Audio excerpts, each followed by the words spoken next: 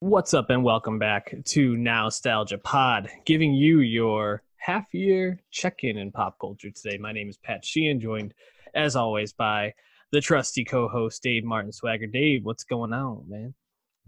Not much right now. That's why we're looking back on 2020. Nothing new going on besides Hamilton, which I don't know if there's much to add to Hamilton at this point.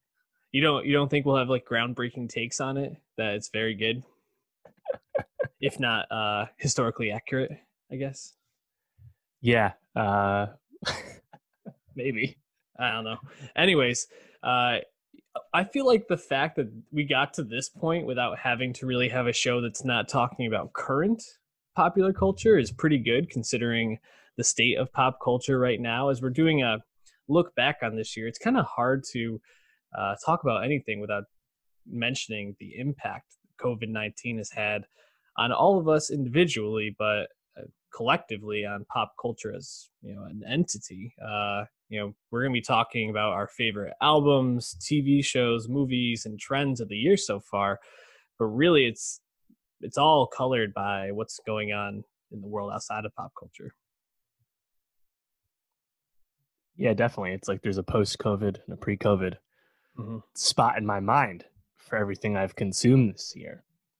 And I mean, now, it's hard to remember what it was like before, but I mean, whether it's music with delays due to difficulty to promo, the cancellation of tours just about for a year at this point, movies, the pipeline running dry for anything new to come out, and the delays of all the major movies that were ready due to obviously concerns about making money at the theaters, and TV, the same thing, the pipeline running dry as the inability to finish shows that were nearly done, like say Fargo season 4.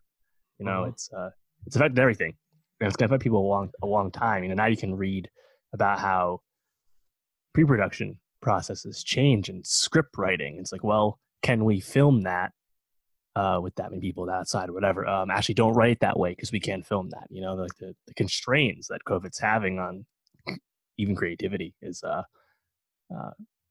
obviously pretty unique. And on the converse side, you have like products of quarantine, like say Charlie XCX's album.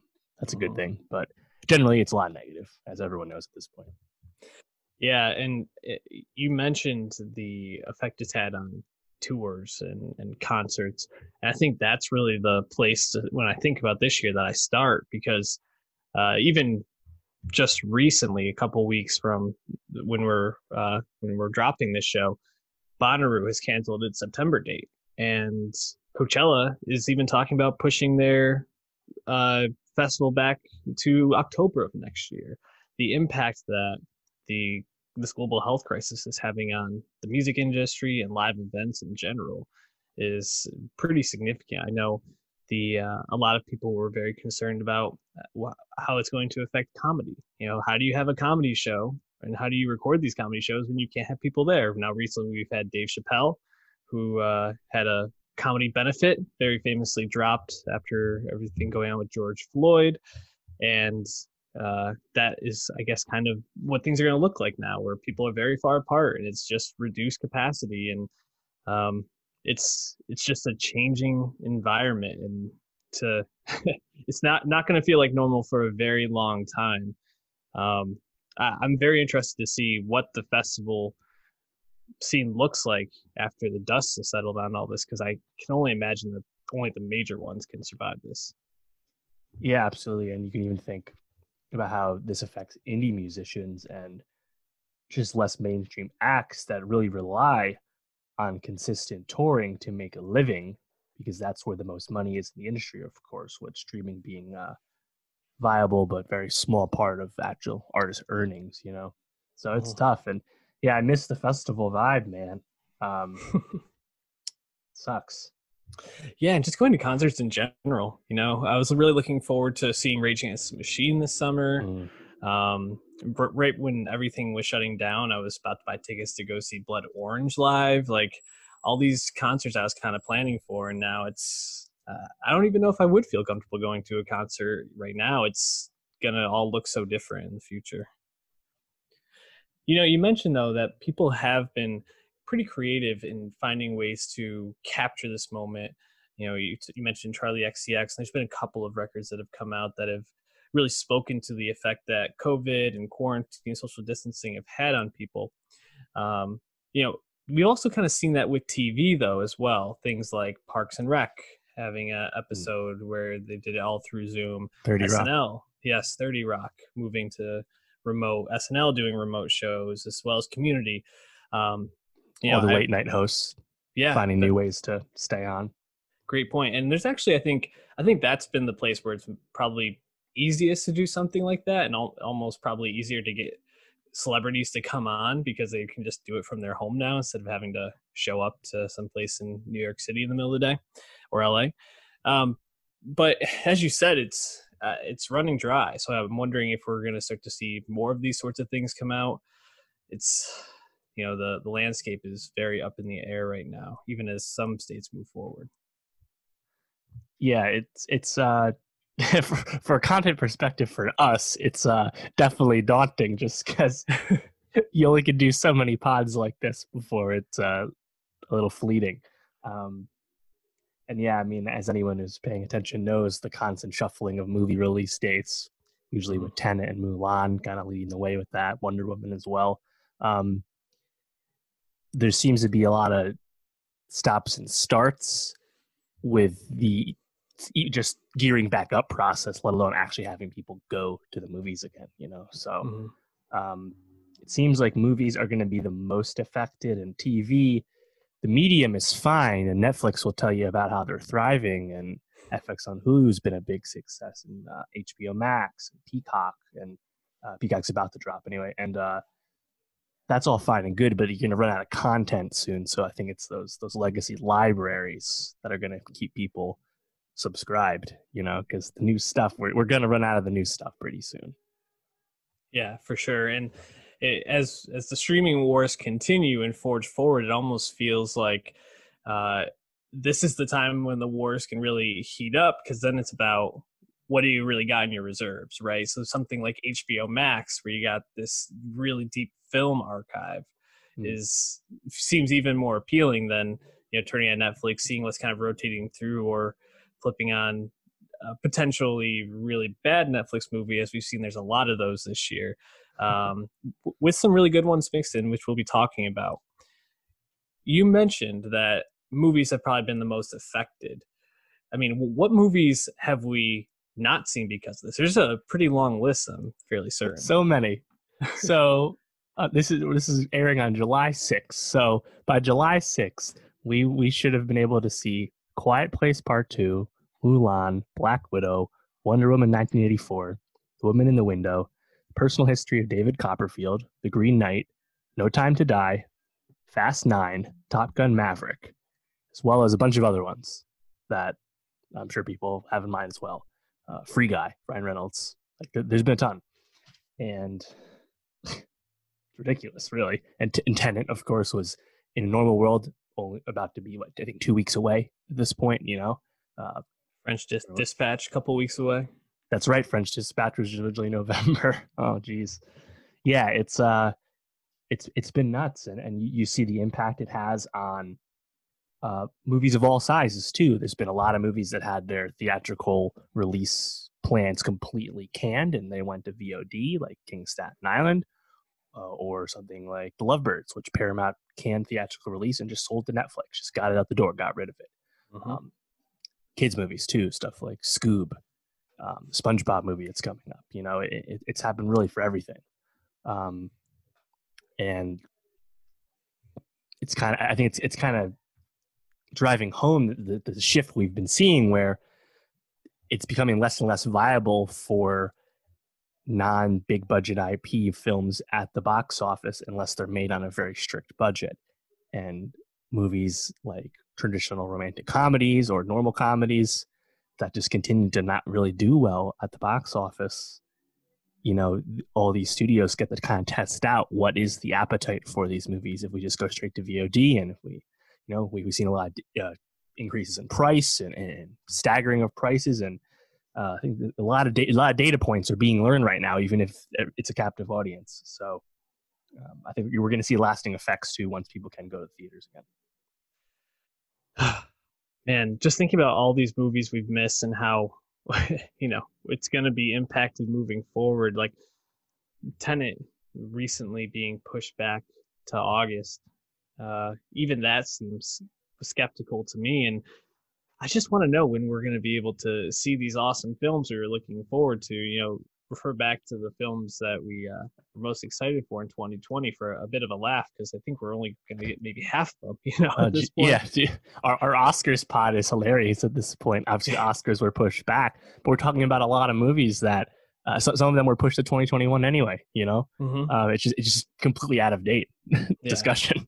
It's and how fast that aged. It's crazy. And even thinking about a movie like Tenet, Wonder Woman, you really need to feel secure after making an investment like that, that you're going to be able to get close to or make a profit off that. And I don't know when movie theaters are even going to be in a position where someone can say a traditional box office weekend you can provide that. It's just the numbers are forever going to be an issue. So. I will say one development that I am happy about, circumstances independent, of course, would be the rise of drive-in movie theaters once again. It seems to be a quite viable business for the drive-ins that are still open. And yes. If you go on Box Office Mojo or any of the other sites, you can look at the movies that have been like making money at 100 something drive-ins we have in the US, and it's just kind of cool to see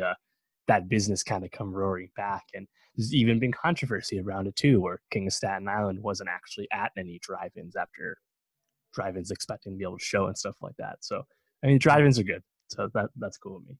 Yeah, I dig drive-ins, but I also dig quite a few of the movies that have been released this year. So what are some of the movies, or why don't you start off by throwing out one or two movies that you've really enjoyed that are at the top of your list so far this year? So right at the top of my list would be First Cow, which is a movie that A24 had just really started rolling out right when quarantine happened.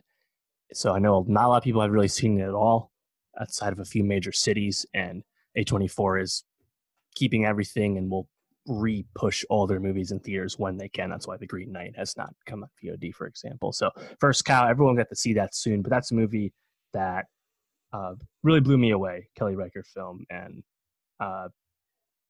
we have reviews for everything we're going to talk about, so you can check those out for more in depth. I think First Cow is something just to keep back on your radar for when it's gonna inevitably be in theaters again. Yeah, I guess I just find it hard to feel like when theaters open back up, I'm like, First Cow, I'm going to be looking for like Tenet or something big, but yeah, definitely on my list. It'll be in the fall sometime. Top of my list, movie, again, we talked about twice on the pod. You did a solo review one time, then when I finally got around to it, when it dropped on Hulu, we talked about it. Portrait of a Lady on Fire. Just a absolutely crackling portrayal of female love, towards each other, this romance, kind of in this period piece. That's a film I was not really prepared to like as much as I did, only because I really do not jive with period pieces, but this got me because it's just undeniable, the chemistry between Naomi Merlant and Adele Haenel. Yeah, Adele Haenel was really special in that movie. And Portrait, yeah, man, Portrait came out so long ago too. That came out on Hulu, I believe, on Valentine's Day-ish time. Yeah, I was able to see in the theaters a little before that, but oh man, yeah, that's so funny because Portrait didn't get the quarantine promo almost because it came out on VOD or Hulu right before that, right? That's funny. That's an interesting movie, of course, because it was on last year's Oscar runs and stuff, and notably was not nominated for Best International Film due to the French picking Les Miserables instead for some reason. So it's kind of weird that, for all intents and purposes, it's a 2020 movie. The wide majority of people in the US are seeing it this year, yet it was already kind of submitted last year. So that happens sometimes. But yeah, that movie rules. Yeah, it's on Hulu. Check it out. We're going to be talking, I think, quite a bit about Hulu shows on Hulu in a second. So if you're not subscribed to Hulu, this might be a good time to do so. What else you got on your list? Yeah, so I think this is probably one of those movies I first think of getting the VOD push would be Never Really, Sometimes Always, Yep. which is a really obviously small, lower profile film that is about a young woman going through great lengths to get an abortion and the emotional and physical trauma that entails. Another really, really well done movie that is tough not to have an emotional reaction to when you watch. And Mhm.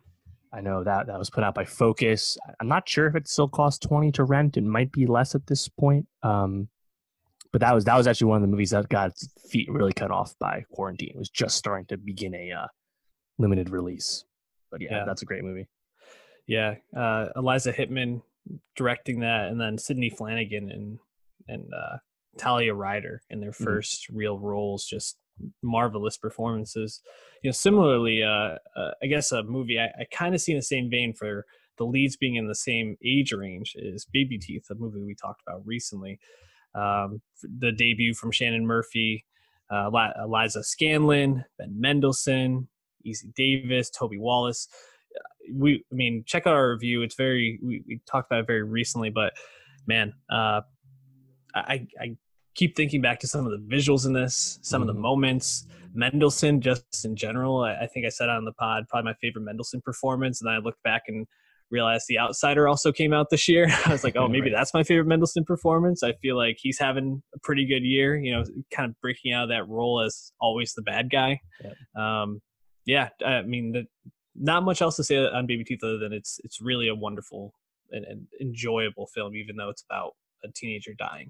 Probably the best example of stark visuals you associate with uh, new filmmakers and indie film and stuff. Yeah, for Definitely sure. worth the rent. And that's also at a normal price. So easy to watch.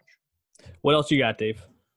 Yeah. So similar vein, I honestly would be I think Tiger Tail on Netflix, Alan Mm, Yang's debut feature. Obviously, Alan Yang's a bit more well known due to his work with Aziz Ansari and Forever and Parks and all that. But yep. I think Tiger Tail, it's definitely a movie that you can see the influences and the homage it's paying, but that doesn't, at least to me, take away from I think the emotional effects it has and the attention to detail. I also really appreciate about it. It's a uh, I think quite a moving story about Asian life. Yeah, no, I agree. Tiger Tail's fantastic.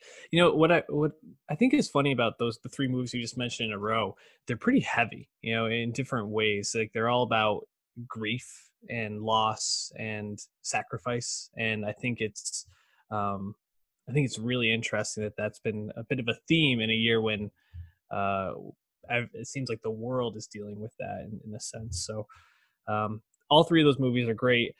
Another movie that I think is a little more hopeful and triumphant is Crip Camp, the documentary dropped on Netflix this year, talking about um, the disability revolution and Mm-hmm. kind of the fight that these activists and young people back in the 70s had fighting for the rights of disabled people. And um, really just a well-made documentary. I believe it won Academy Award. I think, if I'm remembering correctly, is that No, it wasn't uh, nominated. That's for this upcoming year, okay? but I think it won So something at Sundance. yeah, that's what it was. So it's something at Sundance.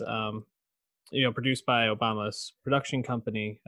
Just a really, I think, uplifting story, and also I think a good reminder as we are in a political and cultural point where I think people are more aware of the lack of equality and equity in for all people in our communities. That the fight doesn't really end. That it's ongoing and progress is good, but Mm-hmm. there's always more to be done. So I find that to be a very encapsulating film for this year. What else is on your list? Yeah. So I think Shirley on Hmm. Hulu, starring Elizabeth Moss. Uh, Obviously, a bit of a biopic, but also has that kind of indie flourish in terms of visuals and the way it communicates uh, action and stuff. Yeah. I think it's probably not everyone's cup of tea, just the way the story it tells. But again, kind of similar to Baby Teeth in terms of you can kind of get like more like capital F filmmaker stuff going on if you watch Hmm. that. Yeah, that portrayal of Shirley Jackson is just very trippy, and Elizabeth Moss is electric on screen. We also talked about King of Staten Island recently, Judd Mm-hmm. Apatow's new film with Pete Davidson, who also had another film, Big Time Adolescence, where I think we were impressed with his turn, and I think it just solidifies that Pete is meant to be, on the big screen. The bit roles and the variety show format maybe isn't really where he thrives, and him and Bill Burr are just great in this. It's Apatow in a lot of ways, maybe a little long, could have been condensed, a couple of moments that maybe could have been cut out or didn't make sense, but overall, really enjoyable film, really funny. And again, you get Burr and Pete Davidson, one of the most solidified comedians in the game, Right. and one of the best up and coming ones really on their A game. So worth the watch, worth the $20. Yeah, definitely. Also, just two other smaller films that came out before quarantine. The Assistant, which came out January, February, I forget now, which stars Julia Garner. It's a Me Too film that is told in a really compelling way because um, it's not actually about exposing someone. It's about the terror that working under a menace like that has Yep. on everyone, and really great, honestly. And then Emma, you know, Jane Austen, not Mm-hmm. nothing new there, but Anya Taylor Joy is pretty good, I guess. And Autumn to Wild, another like kind of rising filmmaker, has that flourish and stuff. So if period pieces, not exactly Pat's cup of tea, but the costume drama stuff, this is pretty good for that. So Emma, you can rent that one as well. And then I think we have to mention the one behind you, Dave, Of Defy course. Bloods from Spike Lee, his newest joint. Um, yeah, Delroy Lindo showing out. It's our longest review this year. Well, a lot to say on it. There's a lot of themes, great performances, a lot of Spike going on. It's really wonderful. Yeah, I feel like I'm still processing it. It's one of those movies that you really end up just kind of chewing on for a while. So Mm-hmm. check it out. It's on Netflix. Everybody's got Netflix. Go watch it. Dave, one movie that you thought was worse than you expected, most disappointing, or that you just really want to like bag on real quick. Uh, so Artemis Fowl is abjectly terrible in ways that honestly defy comprehension. I actually did read most of those books as a kid, and it's kind of unrecognizable what happened to that. What, like 9% on Rotten Tomatoes? Like, you gotta try to get that much consensus in the negative. um, Man, yeah, that one's easy to rag on. A lot of people kind of saw this coming and stuff, and mm-hmm. maybe we'll feel this way about New Mutants if it does in fact come out in a few Oh months. God. TBD. Also, I was on a more serious note. I was quite disappointed in the last thing he wanted. Hmm. It had all the trappings of cast and filmmaker that I liked. Yet it's really quite a mess of a film. Lost Yeah, Network, same way. it's funny because I almost feel bad bringing this one up. Check out our review of Capone. Mm. Man, I mean, with Josh Trank and the production issues that kind of came with this as well, kind of being pushed back and all these different parts, it was already probably going to be bad. But to get what we got, uh, I mean, talk about a shit show, literally in some ways. And yeah, Tom Hardy, man, like I don't know, just a very strange portrayal, like and intelligible at points. Like that's the thing, you just don't even know what they're saying half the time. Bad, Yeah, I mean not Tom good. Hardy as Capone sounds good on paper if it's like Capone in his prime, not Capone losing his mind. Yeah, It's But in a sense, tough. it's kind of the perfect Tom Hardy role. He loves this shit, Yep. so get the money, I guess.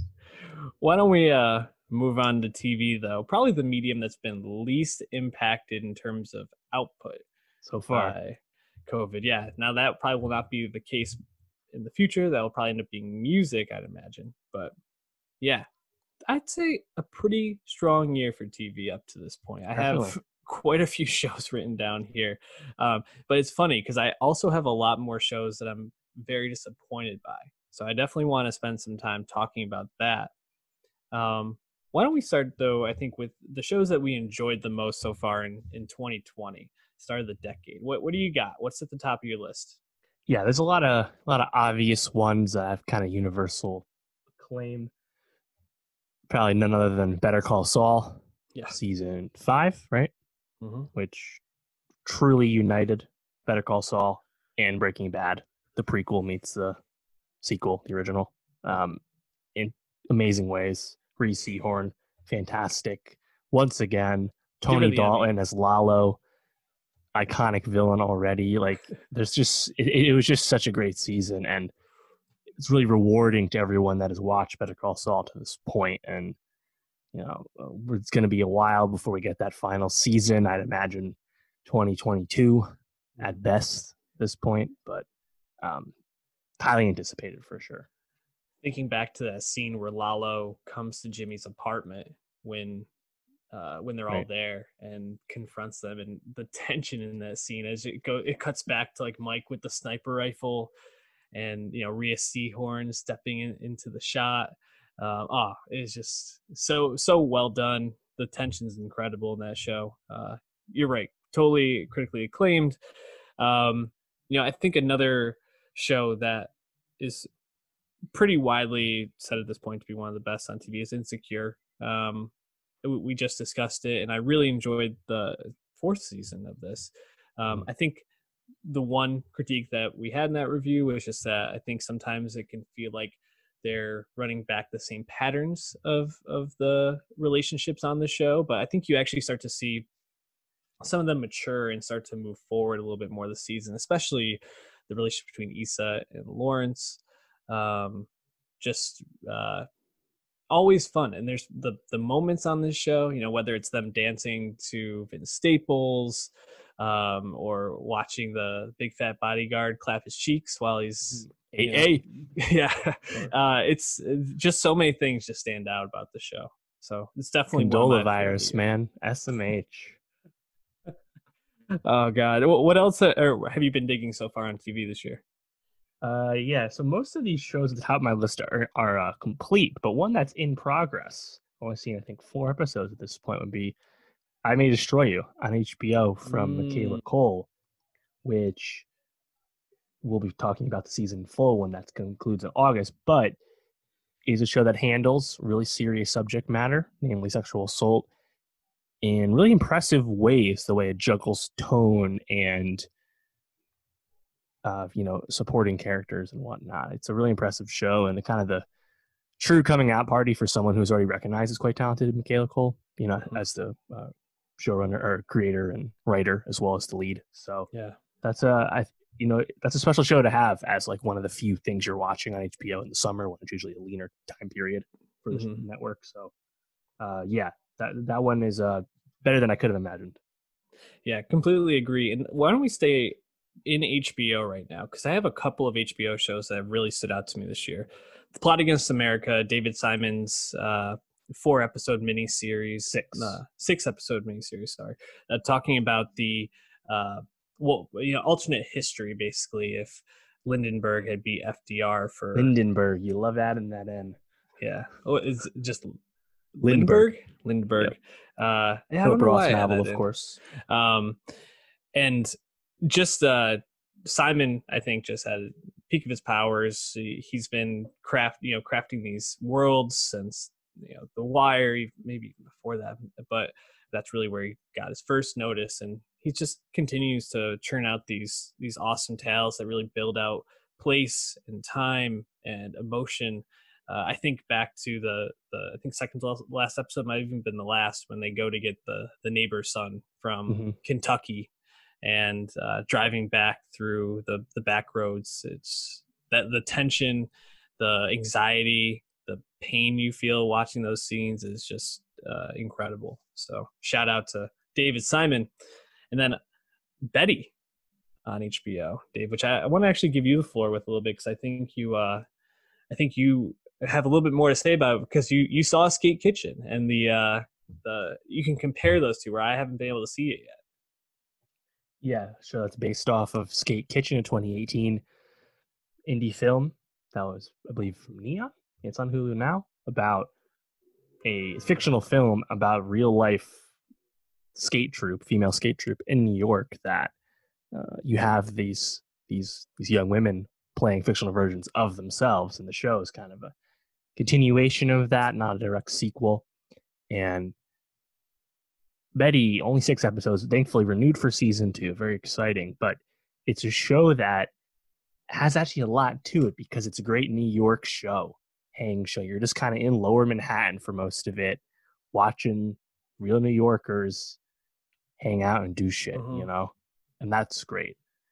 It also shows lots of good skateboarding because all these women are good skaters first, actors second. Yeah. They have great chemistry as a result, and it does handle a heavier theme here and there. I'm hoping we get maybe a little deeper in the next season. Maybe we get more episodes as well, but stuff with identity and Sexual race. There's, assault. there's, there's a lot there's a lot of depth to those themes. Even Mm-hmm. if they kind of come and go. Of course, sexual um, assault and the murkiness that can follow when stuff's not as cut and dry as, say, a Harvey Weinstein. There was a Mm-hmm. lot under the hood with Betty that I was quite impressed with. But so yeah, I would recommend that show. I still really recommend Skate Kitchen as well, and I'm really thankful that it's been renewed. Absolutely.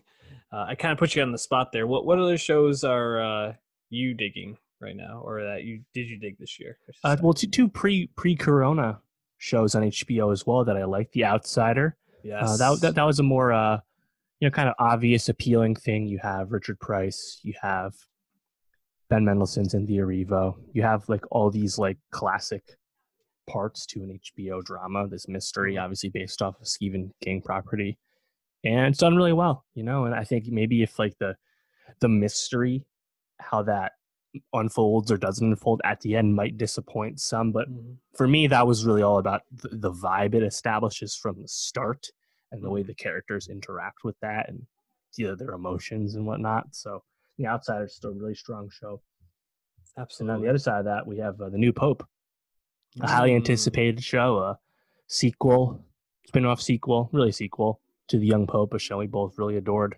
And then The New Pope is quite interesting because you have Jude Law as Lenny, the lead of The Young Pope, effectively sidelined or put to the back burner for most of the season, and we're left with John Malkovich's Yeah. Brannick's character as well, who's definitely of a different speed, let's say, Mhm. than Lenny. And I still really like this season, even if it wasn't as good as The Young Pope, because when Lenny comes back into the fold, it's just such an electric Yeah. experience because it's really one of Jude Law's best performances.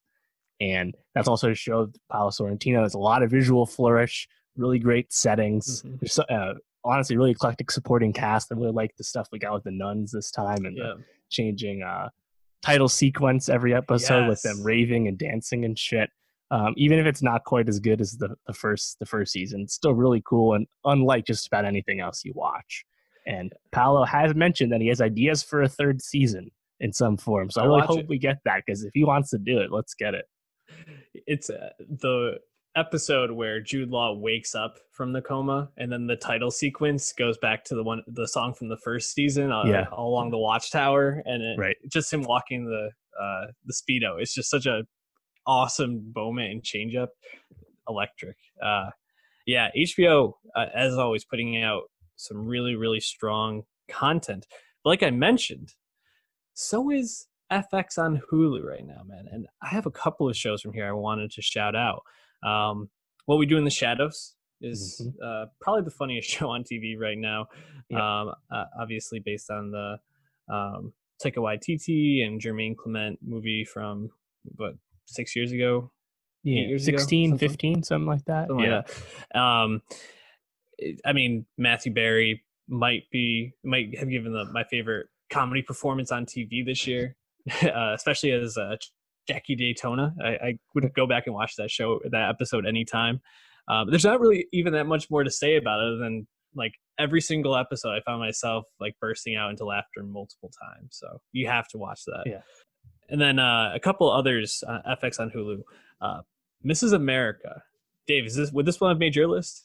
Oh, of course. Yeah, I think I have this at like number 3 right now. You mentioned with Crip Camp how that doc manages to weave in historical context and teachable moments, weaves that in with the progress that still needs to be made in the current day. Mrs. Mm, America also does that at its end as well. yeah. And Mrs. America, through 9 episodes, is really just kind of a tour de force through second wave feminism in the 70s. You have all these different characters played by really all world class actors, more or less. And even though it's centered on Phyllis Schlafly and not someone more desirable like, say, Gloria Steinem or Bella Abzug or something, you're Mm, still getting all this history, and just about everything you're seeing is accurate. And it's how it's happening. You mean all these historic figures, and it's a great show to like watch an episode and then read the Slate piece about or read Wikipedia about, because it's really informative. I think it's an important history that not everyone really knows all that much about either. mm. Um, Yeah, I agree. and like Plot Against America, you can watch this show and see unfortunate parallels to our moment today, because Mm, Mrs. America, of course, really highlights how the modern conservative movement came to be. yeah. So really, really special. And it's Kate Blanchett, coming to Yeah. television. That's the peak of the benefit of peak TV, is that you can get world class movie actors to do these miniseries that are low commitment and really elevate the shows as a result. Yeah, and I think it does a really good job. Obviously, Kate Blanchett is the driving force, but of kind of passing the ball around and giving all these big female stars their moments, right? You know, whether it's Sarah Paulson getting an episode near the end of the season, Rose Byrne as Gloria Steinem getting an episode, Margot Martindale Yep. getting an episode centering around her, Elizabeth Banks, like they all got a turn to shine, which I think is really impressive when you're diving into so much content, have so much talent to find a way to share the screen. Lastly, the last FX show I had that I really wanted to shout out, Devs. I guess no, I guess there's two more. Devs is the first one. You know, it's just stunning to think. Like as I think about the visuals more so than I think even the plot of the show, because when you think about that incubator and what Devs was and the images you saw on screen, and even if it doesn't really like make a lot of sense in terms of like how does this thing actually work, or how would that, like, what's the science behind this, Mm-hmm.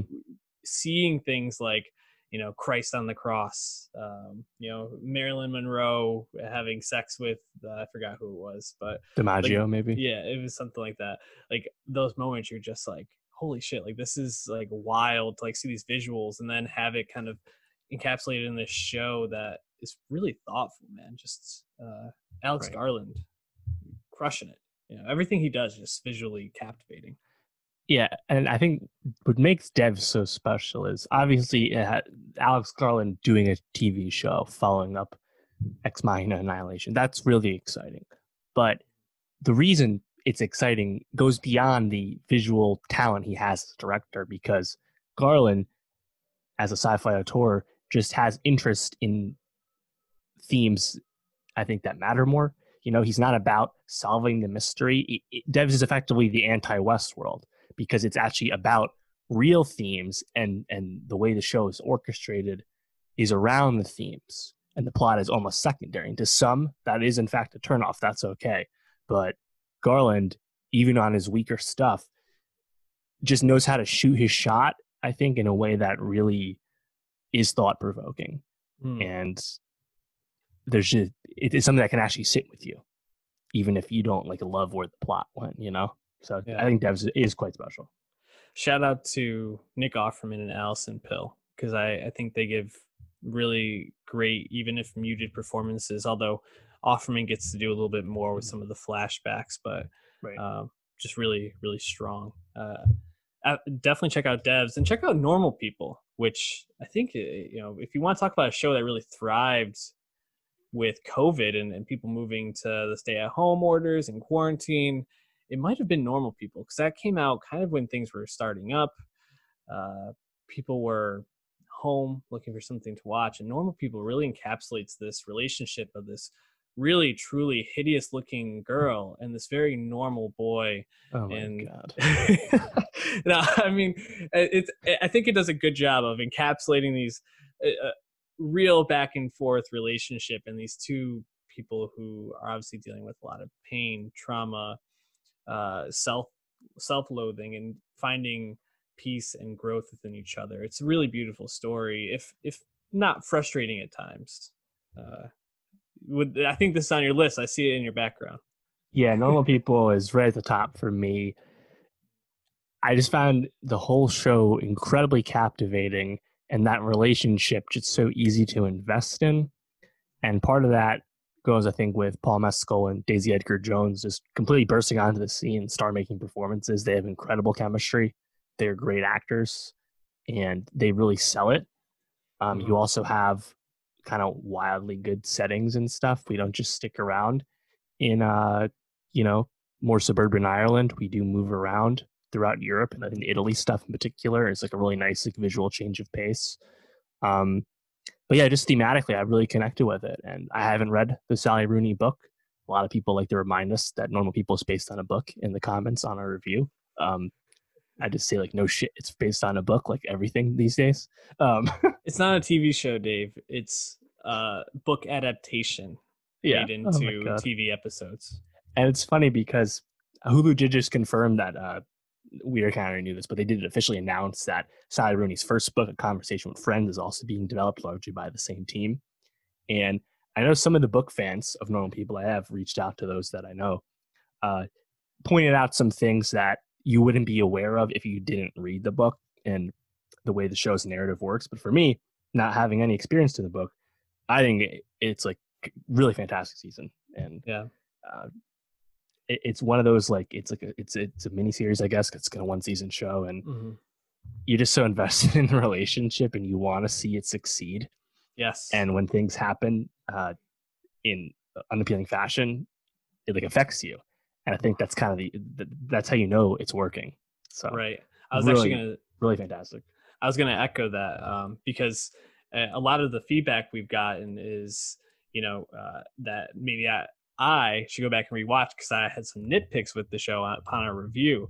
And I think on reflection, the fact that these things made me feel so frustrated when they didn't work out, or I felt like, why couldn't they just have made that decision differently so that they could have been together? It's because I was invested in these characters and rooting for them. And I think the show does a really good job, even though it probably follows Connell for 70% of it, or maybe like 65, of growing out these characters and why they might make the decisions they make. Even if sometimes I don't agree with it or I think they might have gone a different way, you are totally sucked in and you buy into them. And like you said, Connell and Miriam, Daisy Edgar Jones, and Paul Mescal, just total stars. And this is gonna probably be the thing that puts them on the map. So shout out to them.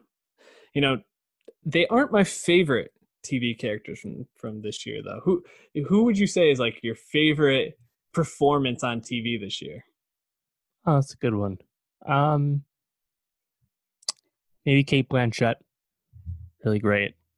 You mentioned Offerman, that's a good one. I think Uh, Michaela Cole's a good one. I think you're missing a major one. I would say Zoe Kravitz on High Fidelity, another one I really Mm-hmm. enjoyed. But yeah, what are you going with? Tony from Survivor 40. Tony True. giving the best Survivor Best performance of actor all worthy. time.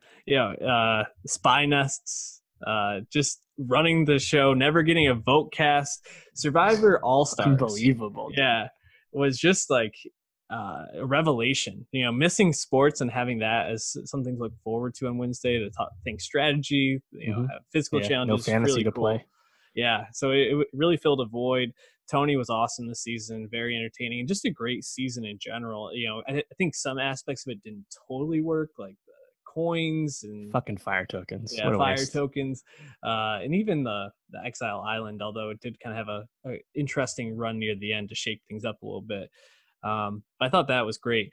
We do have a bottom three characters on TV list this season. We have I don't think we've decided the order, but these three are just the bottom bitches for us. Sandy from Plot Against America, just really hateable. Yep. teenage character. Kind of the epitome of shitty kid on TV. Yeah, It's a common unintentional archetype, but we know it well at this point, and Sandy really fits. yeah, he came around a little bit at the end, but He's at least man, redeemable because he's young, right, unlike the other exactly. two, I'd say. We have Jamie from Normal People, who just detestable. Like that, Yeah, I just think a he's one absolute piece of shit. He'd be the one on Twitter right now that'd be like, that wasn't actually a noose, Bubba. It doesn't have the right number of knots to qualify as a noose. He'd be like one of those, well, actually people yeah. in terms of activism. I think he's a total all lives matter douchebag. And then we have Bambi, who Bambi from Betty on HBO, just a major fuck boy, dude. Yeah. Just Camille, super nice. Why you gotta yeah, be a dick there? He's also good at just skating. Asshole. total asshole. Couple of shows that disappointed you. Let's go through those kind of quickly. Well, I have an obvious one that I'll get to, but I think one of the genuine disappointments for just about everyone has got to be Space Force on Netflix. Yeah, Steve Carell and Greg Daniels reuniting. Steve Carell's return to comedy TV. wasn't funny.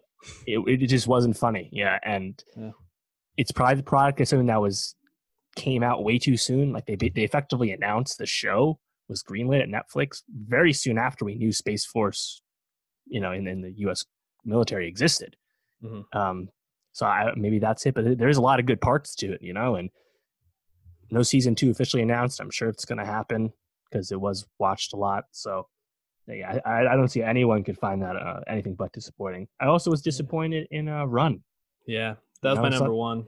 Definitely has a lot of like ways that it would skirt convention in terms of the kind of show it was, and you have two appealing leads and Donald Gleason and Merritt Weaver. Merritt Weaver in particular is really shining in this, but it really ultimately failed to tell you what to invest in and what kind of show it was supposed to be, and ultimately wastes a really funny supporting turn from Phoebe Waller-Bridge. Yeah, really just a huge miss. That was my number one disappointment, as well as Homecoming season 2. Yeah. We really Not liked, because it's bad, it's just no, it wasn't as high as season 1, and I think right. you obviously lose Julia Roberts, but you still have Stephen James, Janelle Monáe jumping in, and I think just the themes it was going for and the season structure in general just didn't really work that well. So very disappointing. Kind of retreads similar ground, just the diminishing returns. And then I just wanted to point out two prestige shows that really just continued on the downward trend for me. Killing Eve, man, to go from that season 1 to this season, to say it, but it's the truth. Yeah, it's awful. And then Westworld, obvious, continues to be the biggest flop for me on television. Just terrible. Yeah, there's just nothing worth investing in when you spend this much money on a show for all the CGI. Like, right. But like, it's something that it's so like up its own ass about what it thinks is really deep themes, and it's just not the case. Yep. You don't tell a story in a nebulous, mysterious way just to do it that way. You should have a reason. They never demonstrated any reason to invest in that. And Aaron Paul's, coming to the show, and we're switching seasons, we're getting away from the park. There's all these appealing on the surface changes to the show that might have suggested a course correction, but no, the frame of storytelling is still really really poor. Yeah, but Dave, what if everybody's just a robot? Did you ever think about that? That you're with your big brain, your galaxy brain? Westworld, enough time with that. TV, still very good this year. And music as well, I think, is having a really strong year. Ooh, the Dua background. I can't wait to talk about her. I was kind of working backwards, just making sure I didn't miss any albums. And I just kind of found myself throwing another one on there that I wanted to mention, another one on there I wanted to mention. This is a really strong year. And I really didn't put down a lot of like the up and coming rappers and hip hop artists we've been reviewing who will hopefully be announced soon for XXL Freshman, because there is just so many of them that to like pull one out from all of them, I feel like they've all put out pretty quality albums. So maybe you put a couple on there we can highlight, but I wanted to kick off this conversation with two rap albums that have come out recently from very established artists, Run the Jewels 4 and Freddie Gibbs Alfredo, which for hip hop albums this year and rap albums, those are probably my top two, I'd have to say. What about you? Yeah, I think so. They're kind of like objectively excellent. It's really Yeah. hard to argue against them. And Run the Jewels 4, despite it being largely recorded ahead of, I think completely recorded ahead of the current moment, is something that came at the perfect time and really spoke, I think, in a meaningful way about stuff. You know, there has been a wave of protest music, particularly in hip hop. A lot of it's a bit more surface level, but Run the Jewels, I think largely because Killer Mike is a bit more involved in politics than anyone else in music. Um, they do have a lot to say, and it also is going to hit hard and be in your face, like all Run the Jewels music is. So that's really good. And Freddie Gibbs, I mean, he basically can out rap anyone, and he did it again with The Alchemist this time, just like he did with Madlib last year. Yeah, for both of those to be released, like I think 2 weeks or so apart, Right. and then Run the Jewels to capture a moment so much and feel so of what's happening right now, and then Freddie Gibbs, I think Alfredo to feel almost like a bit timeless. Like it really feels like it could have been dropped 10 years ago, 5 years ago, maybe even like 20 years ago, and it would have felt just fine. It would have felt it's just as good. So really impressive. Both of those albums. What else has made your best of music list so far? Yeah, so like you, I feel like I have a lot I added. You know, I actually did some kind of like top level looking at the info on this year so far, and it's funny. Hip hop, as we know, does dominate the industry, particularly streaming, and you can look no further than just like the number one album in the country each week. Um, the Weekend was number one album for Hmm. 4 weeks, basically all of April. We can talk about him in a second. If we discount the Weekend's 4 weeks, there were only 6 other weeks this year where the number one album in the country was not a rap album. Wow. Harry Styles, the first week of the year, which is an old album. Then we Hmm. have 1 week each for Selena, Bieber, BTS, Kenny Chesney, and Lady Gaga. Everybody Wow. else was a rapper. Only one of those is good too. That's I kind of know funny. it's ridiculous. Um, and then I was looking at the number one song in the country, which is something that obviously the stands love to talk about. Go at chart data. You can get into that if you want. But we we had a lot of like records being set with new number ones every single week, basically for this long stretch of time. And we basically had an 8 week run where we had a new number one song in the country each week. It's kind of nuts, but nothing seemed to like hold that spot. Like we had The Box dominate for 11 weeks. We had Blinding Lights for 4 weeks, two songs from last year, by the way. Other than that, we had DaBaby's Rockstar just recently, 2 weeks at number one. Everything else, just 1 week. So it's kind of weird. I wonder if this is product of quarantine or just the way streaming has continued to take over, where artists can only push for that number one spot and they're going to fall back, like Mhm. Say So and Savage and 2C Slide, you know, Yeah. Rain on Me, etc. You know, it's kind of interesting to see how that's changed. Yeah, that is really interesting. I don't know if I guess reflecting on my own listening, I don't feel like there's a difference. I actually just feel like I'm listening to more music now because I feel like when I'm at my office, I don't usually find myself like throwing something on Spotify. But now I'm Mhm. home, I'll throw a playlist on, throw an album on, something Right. along those lines. I think it is also important to note, literally every song I think that hit number one this year, with the exception of maybe Stuck With You from Bieber and Ari, every one of these songs is a major TikTok hit Yeah. with a trend. And I think TikTok is a big part of music now. You can read about the rising costs that it takes to promote music on TikTok now. There's a great Rolling Stone article about that. But TikTok does seem to be driving overall consumption and overall chart success, you know, and TikTok is not new really by any stretch. And we've talked about it before, but I think it truly got to the center of mainstream attention in quarantine. For And sure. it certainly is affecting everything else. Yeah, people just on their phones more, man. And, gotta pass the time somehow. Uh, by the way, follow Dave on TikTok. He puts out some good content on there sometimes. Was it at Dave Martinson? Yeah, yeah, that's it. Yeah, I think. follow him. So we talked about those two rap albums.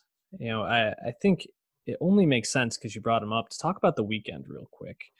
After Hours dropped back in, is that March? End Jeez, of yeah, end of February. basically right when quarantine started. Yeah, it was the end of March. And man, I think we both really liked this because it felt like the weekend blending that dark that dark side of himself with the poppy side he's been trying to adopt. And Uh-huh. I think he was finally able to fuse that in a way that felt very genuine. The music is glimmery and glitzy while also being kind of harrowing and disturbing at times. And this whole like vibe that he took on with this, the glasses, the bloody cut up Mhm. face, the big afro, it really just all works for him. It feels like this is the weekend at his apex. Yeah, definitely. It's clearly his best work to date because it's the truly, I think, perfect union of what we want the weekend to do. And like you said, we have these dark, lights off music, Lothario nature that we know is the, throughout all the weekend's music, everything that's so hedonist about his lyrics, right?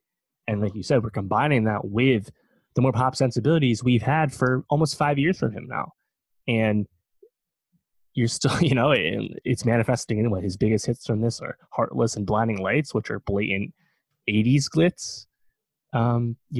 not Yeah. unlike past hits that he's had, like Can't Feel My Face, but the deeper cuts on After Hours still really hit and continue that vibe you're getting, songs like Faith and Snow Mm-hmm. Child and That scared to live, right? yeah. There's so many good ones. So yeah, I think it's easily his best work to date, and probably will be a contender for album of the year. Um, when the Grammys happen next Yeah. year.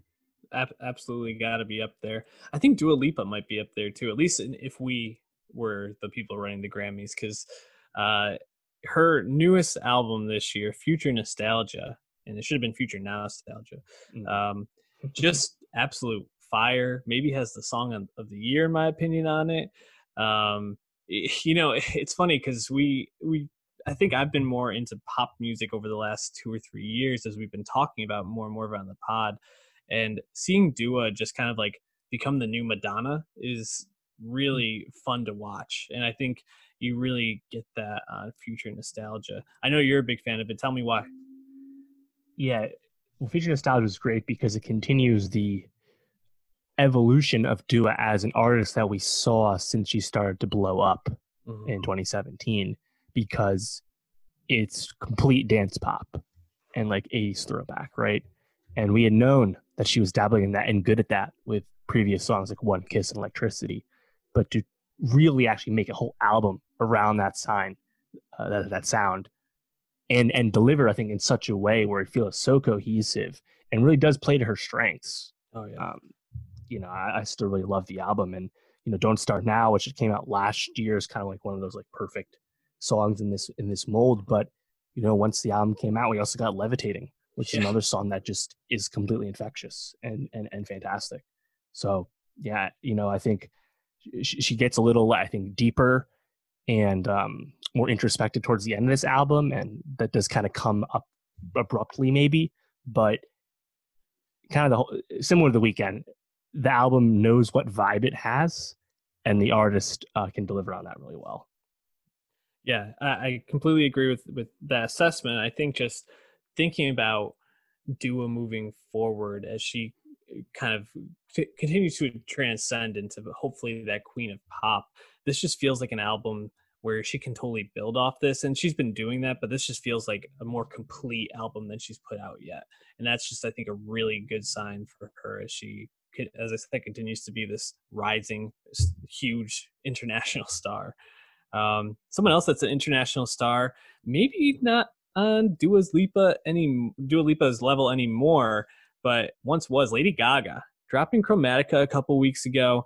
Um, you know, really strong concept album where we kind of see her returning to this uh, pure pop sound, and uh, it's been a little while, she did Stars Born. We had uh, Joanne in 2016, Joanne. a while ago. Is the album with Dean? Was it Dean Martin? No, Tony Bennett, that Tony was Bennett. even Jeez, earlier, like 2015, yeah. 14. So we've seen her exploring these genres, but returning to form here on Chromatica, at least in terms of pop form, I think this album's really strong. I think there's some really strong pop songs on here. And if you go back to a review, really the biggest nitpick I think we had was the song sequencing on the album didn't always seem to totally make sense. And I think Yes. if that's our biggest critique of the album, that's a really good sign for the quality on there. Yeah, Rain on Me comes up way too early, given the uh, sadder shit that comes later. Right. Yeah, you know, I was thinking about Lady Gaga. I was thinking about some other artists too, because 2020 we have seen a lot of acts come back after long layoffs, and Mm. Gaga actually is not even one of the longer ones I'm really thinking about. But in addition to her releasing a solo album again, you have Grimes coming back after 5 years, Justin Bieber, Sam Hunt, The Strokes, Tame Impala, Yeah. and perhaps the most mind-blowing of all, Jay Electronica actually releasing his debut album. That's a lot of albums that were highly anticipated to various levels, all coming out. And of course, Little Uzi Vert, not nearly as long a wait, but something that had a tremendous hype leading up to it, you know? Yeah. So, and Fiona Apple as well, delivering after a very long time. So it's pretty cool. It doesn't happen like that all the time. Yeah, that's a And really we good are point. expecting Adele later in the year as well, which would be another long wait. That's a really good point. I didn't think about how like someone like Fiona Apple, even Pearl Jam, even though that's maybe not the best of the the long waits that came out. You had all these people dropping. I think actually, Jay Electronica might be my biggest disappointment this year. I think it's almost unfair because the bar was set so high for him, and Yeah. I don't know if he ever could have dropped an album that would have lived up to the hype. But because it's been so anticipated for so long for that album to be, I think, just okay, you know, not Jay's best work, a bit disappointing. Um, but I did feel like those ones you mentioned, Fiona Apple and Tame Impala, really stood out to me as very strong albums this year. Tame, obviously, one of my favorite bands, so I'm a bit biased, but I think the way that they infuse like that 80s dance sound into their normal like psychedelic rock sound really just blended well. Even if there's some long moments on the album, I think it's still really solid. And Fiona Apple, I think, just continues to solidify herself as probably the best songwriter out there right now, or at least in terms of lyrics and meaning, to capture the moment with Fetch the Bolt Cutters. That album is a quarantine album and I think empowerment album, just really impressive.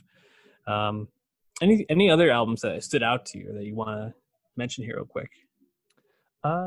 Yeah. So I really enjoyed BTS dropping Map of the Soul 7, Mm, which was definitely their biggest and most successful album in the West to this point. I think probably their most successful album ever.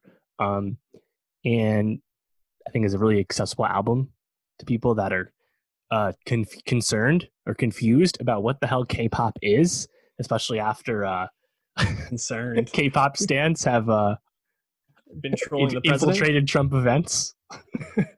Yeah, So K-pop fans and TikTokers saving the world one rally at a time. there was that Fox News clip where it's like fans of the band K-pop. It's like, God, you guys are morons. But yeah, no, in all serious, I think BTS have been able to cross over to the West without compromising the music they make. And that's really evident on that album. It's a long album. There's a lot there. Not everything's that good. But I think the highs of an act like BTS or an act like Blackpink that's beginning to gear up for an album later in the year as well. You really can't deny them. And No. they appeal to everyone. So shout out to BTS. Yeah. And I think another person you really can't deny is Megan the Stallion at this point, dropping Sugar.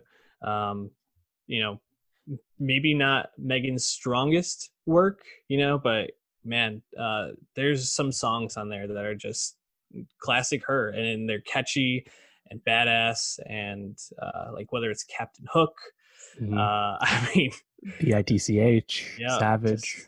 Savage. Yep. Just the whole album is. And it's funny to reflect on that now because when we talked about that EP, it was, on the lines of her beefing with her label Mm. and getting paid and stuff like that, right? And then we were noting that it didn't look like the EP was going to sell all that well in its first week, despite the pretty notable star that Megan had already risen to, coming off a really strong 2019. And then fast forward a few weeks later, and Savage is the number one song in the country and has a remix from Beyonce. Um, TikTok really does make things happen. It's pretty Yeah. nuts. Um, I think I just wanted to shout out one more person. Maybe we can throw a couple out there that we liked, but we don't want to spend too much time on because we are running a little bit long. Charlie XCX, I think, is the last one you mentioned, who really captured this quarantine moment. Fiona Apple also similarly had a quarantine album, but How I'm Feeling Now from Charlie, just such an impressive album in terms of her putting it together within a couple of weeks, doing a lot of it, I think, remotely with her producers, writing it with fans. Um, it's just a real pleasure, and it continues to blend her futuristic pop sound with her, I think, ability to be fairly vulnerable in her writing about things she's going through, things she's dealing with. And again, not every song on that album I think is perfect, or it's not. I think there's some skips, but still really strong showing from Charlie. Definitely. Yeah. A few others I'd want to shout out. Really like Soccer Mommy this year. Hmm. Like really like Kalani, Moses Yes. Subney. Yeah. Gray. R.I.P. Pop Smoke. His last project was really good. Meet the Woo Volume 2. And then you mentioned there's so many young rappers to mention all of them. But I think my two favorites this year would be Polo G and Chef G. Brooklyn, Chicago, really repping. And Polo G in particular dropping Wishing for a Hero, which flips Tupac's Changes. And Yeah. a song that feels quite prescient at these times. Definitely. Just a couple more I wanted to shout out real quick. Perfume Genius, love their new album. Christine and the Queens, their La Vida Nuova EP, probably has one of the top songs of the year on it. Definitely. And a couple others that really shine. And then 070 Shake, dropped an album very beginning of the year.